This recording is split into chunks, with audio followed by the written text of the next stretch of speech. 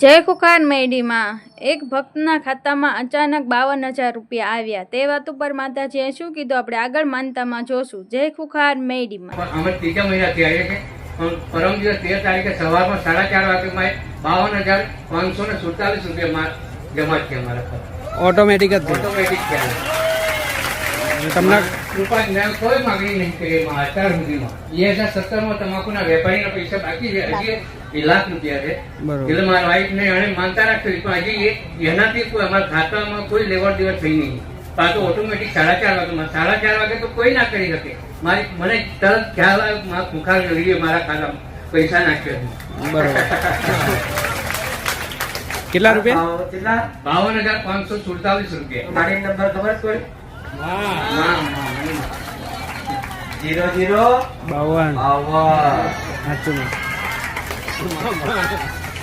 સાચું અરે રામ અમારી કૃપા છે. નહીં કહેતી ગમે 52 નાખ્યા, 52 લાખ નાખતા વાર લાગે? ના લાગે. 52 કરોડ નાખતા વાર લાગે? ના લાગે. લાલચ નહીં આવતી હો. સાચું નહીં નાખ્યાનું. મામા આને કશું નહીં માગ્યું એટલે વગર માગ્યા આલ્યું. સાચું જાતે કે છે કશું કોઈ દિવસ નહીં માહિતી. ખાલી આ પ્રવચન સાંભળવા આવું કેટલા સમયથી?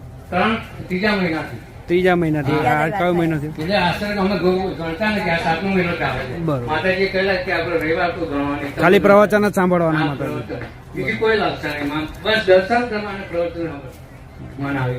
ભલે રામ ખોડિયારનો મોઢું નાખજો કોક દાડો આવું કહું છું. હા. ત્યાંથી તમારું નામ, ગામનું નામ જીભે ઓળખી જ ગયું છે અને હવે એવી લત લાગી ગઈ છે કે રોજે રામનું નામ 1000 થી 2000 વાર ન લખું ને ત્યાં સુધી મારા મનને શાંતિ નથી મળતી. એટલે મારો પ્રશ્ન એ છે કે અમે સ્ત્રીઓ છીએ તો અમુક દિવસો એવા હોય કે જેમ કે આપણે પૂજા પાઠ ના કરાય, આ ના કરાય, તો શું એવા સમયમાં રામનું નામ લખાય કે ન લખાય? ભલે રામ. ખૂબ આશીર્વાદ. સરસ પ્રશ્ન છે. સારું કહેવાય. પહેલા તો તમે મારા સાનિધ્ય જેટલા સમયથી આવો છો? કેટલા સમયથી આવો છો? 2-3 મહિના જોઉં છું. 2-3 મહિના પછી રામના નામની લત લાગી, હા, નથી લાગ્યું. અનુભવ થયો, હા, આનંદનો અહેસાસ થયો હા, કે રામ નામમાં શું આનંદ છે. હા. ભલે. એટલે કોઈ દીકરીને કોઈ એવા દિવસો હોય તારે રામનું નામ લઈ શકે, લખી શકે, આવો પ્રશ્ન? ભલે. જો અને બીજું માં કે એવો સમય હોય ત્યારે આપણે ઉપવાસ કરીએ કે કહું ભલે. બધા વિચાર માતાજી શું જવાબ આવે? ગૂગલ કરતા આઈસ્ક્રીમ મારી ગૂગલ પર ના બનાવો ને જવાબ હું એવું કઉ છું, તમે નયા વગર વાપરજો. તમે સવારમાં ઉઠ્યા નયા વગર, ઉઠી મોડું જોયું નહીં અને તમે રામનું નામ લખો તોય ચાલે. દીકરીને કોઈ આવા દિવસો હોય તો હું માતા એવું કઉ છું, જો તમારે રામનું નામ લીધા વગર ચાલતું ના હોય, પરાણે નહીં, તમને ચાલતું ના હોય, રહેવાતું ના હોય, એનું નામ લીધા વગર, લખ્યા વગર, તો હું માતા એવું કઉ છું એને એવા દિવસોમાં મારા રામનું નામ લખો ને તોય કોઈ દોષ ના લાગે, હું મેળવી આવું. હું તો એવું કઉ છું, સવારમાં ઉઠી તમે અપવિત્ર જ હોય, બધાય અપવિત્ર જ હોય, અમારા રામનું નામ લો ને તોય એ ફળે. આ જે છે સત્ય કહું છું. કોકને હસવું આવતું હોય તોય ભલે, ના આવતું હોય તોય ભલે. કઈક દીકરા દીકરીઓ આવા છે કે એવી જગ્યાએ બેઠા હોય તારે જ માતા યાદ આવે.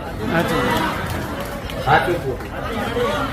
તો માતા એવું કઉ છું, તારે જે કદાચ મનમાં સ્મરણ કરો ને, નામ લો ને તો એ જગ્યા પવિત્ર થઈ જાય, પણ તમે અપવિત્ર ના થાવ.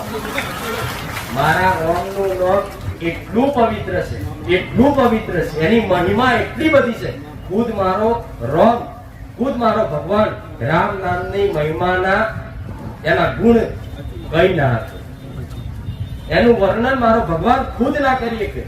એટલી અનંત શક્તિ મારા રામના નામમાં, એટલી પવિત્રતા મારા રામના નામમાં છે. તમે અપવિત્ર જગ્યાએ કદાચ મારા રામનું નામ લો ને તો આખા સંસારમાં, આખી જગ્યા પર, બધી જગ્યા પવિત્ર ફેલાઈ જાય. એટલે કોઈ વસ્તુનો દોષ લાગતો નહીં, પણ ખાસ દીવાબત્તી પૂજા પાઠ થાય નહીં. તમે ઉપવાસે કરી શકો પણ દીવાબત્તી થાય હો આશીર્વાદ.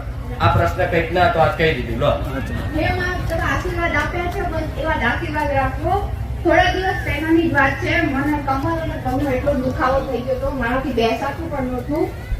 ત્યારે મેં એટલું જ કીધું હતું કે માં, મને દુખાવો થાય છે, હું બધું જ સહન કરી લઈશ, પણ હું જ્યારે મારે રામ નામ લખવા મારે બેસવું પડે છે અને હું બેસી નથી શકતી. મને રામ નામ લખવા માટે માં મને હાજી કરી દેજો.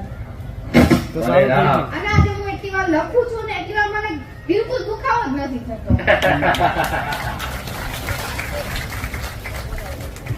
આ ઉંમરે અને આવી જવાનીમાં જ કદાચ દીકરા દીકરીઓ આવા મારા રામનું નામ લઈ લે ને, મેરડી પીડા થઈ જાવ તમારી પર, રાજી થઈ જાઉં,